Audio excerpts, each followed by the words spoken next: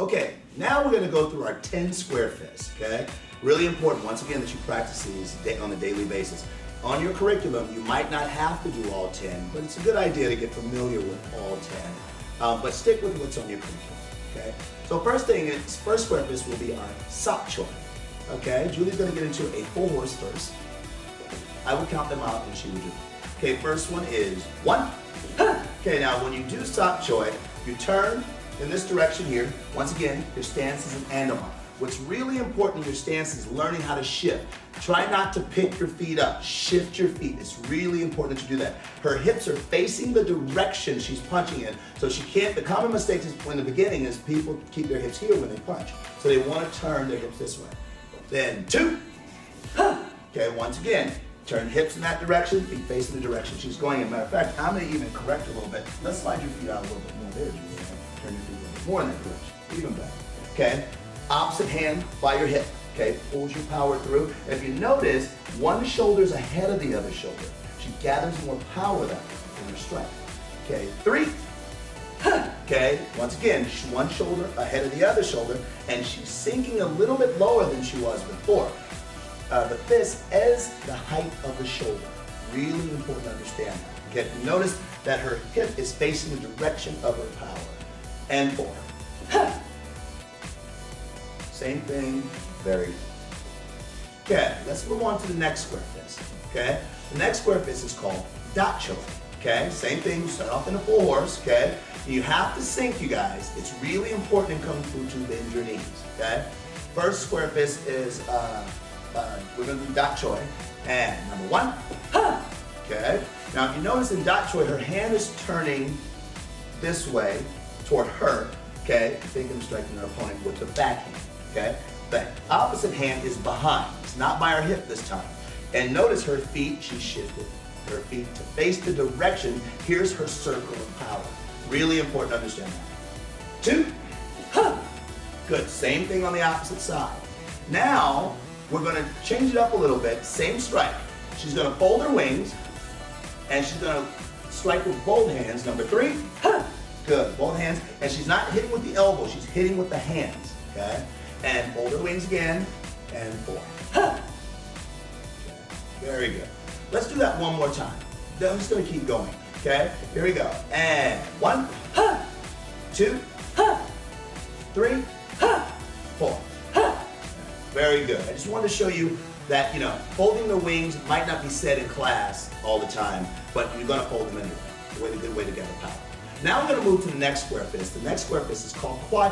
This is another downward backhand strike, but this is in the vertical plane here, okay? So Julianne's gonna do this, and 1, okay, she's gonna strike on the outside of her knee like she's hitting a drum out here. Same thing on the other side, 2, good. Then she's gonna strike to the center, 3, 4. Now remember, you strike with the back part of your hand. Okay, this is Kung Fu, so if you have any questions, you can ask Sifu or a black belt. Okay, very good. Now let's move on to the next square fist, which is a sao choy. This is a roundhouse punch. Now, remember in village fighting, we do our roundhouse punch with the thumb side up, okay? So we can use the bicep muscle, okay? If you're at home, you can practice this.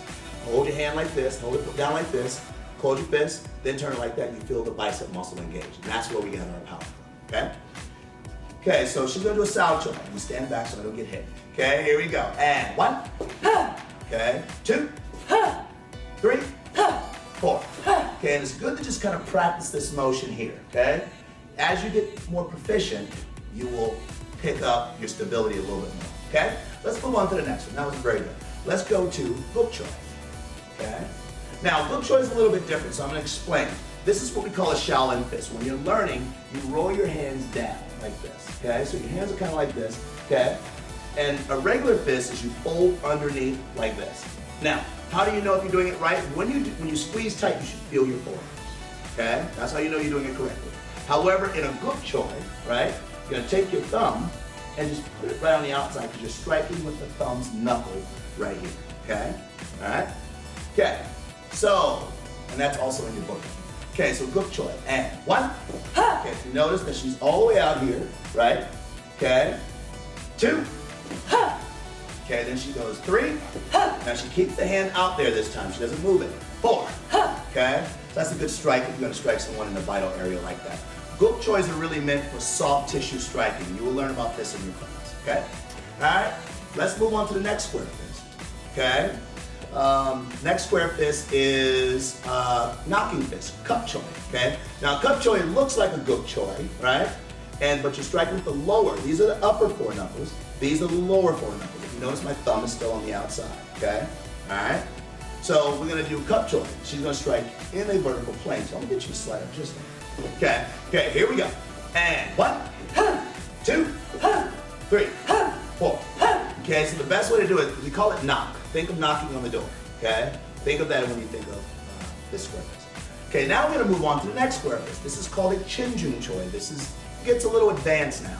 You'll learn this one, you'll do this one in class, but you really have to know it in more of the advanced sections. Okay, so we'll go through this, and 1, okay, if you notice, hand up here for a shield, arm is out. This is not an uppercut. She's not coming in this plane, she's coming out this way. So if she's hitting a target, she's hitting it like this.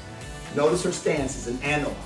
Always have a stance with your strikes. It's very important that you understand this. Now, we're gonna go to number 2, but what she's gonna do different, she's gonna slap her legs for stability. That's why we slap our legs.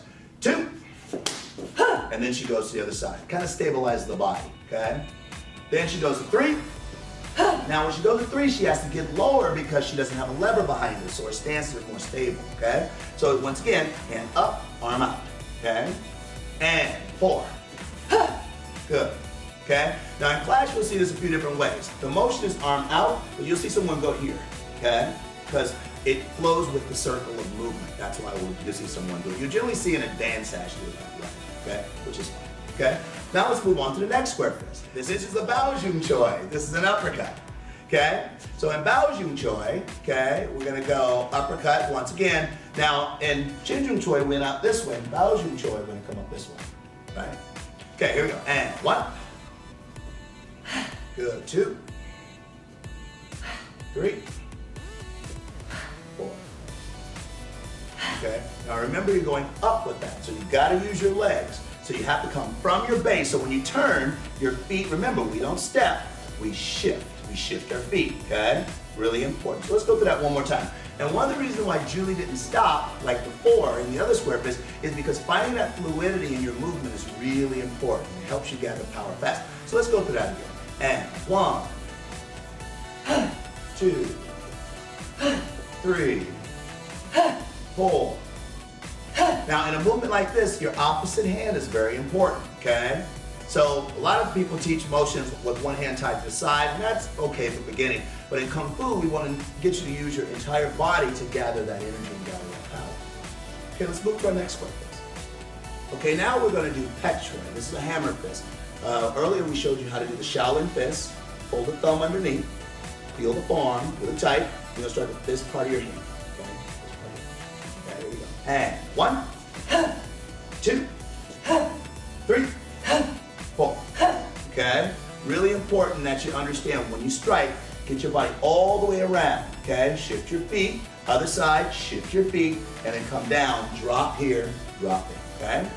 All right, let's move on to the last one is a bijun choy, which is our forearm strike. Now, everyone asks, what's the difference between sao choy and bijun choy? They look like the same in movement. Here's the difference. In our sao choy, we're striking with our knuckles. In our bijun choy, we're striking with our forearm. So this is a forearm strike, okay? All right, so here we go. Supima.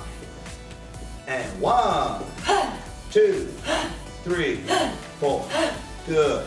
And remember, you guys, it really is important that when you strike that you yell and that you breathe, okay? So instead of going, ah, you go, huh, okay? You really find your breath. It's really, really important, and sink your center. I know Kung Fu is really hard. What happens, you want to keep your legs because it starts to burn when you get down here, but you're training yourself. You're training your legs to stay strong, okay? So you want to stay down, and it burns when you're down there. I get it, okay? It makes total sense.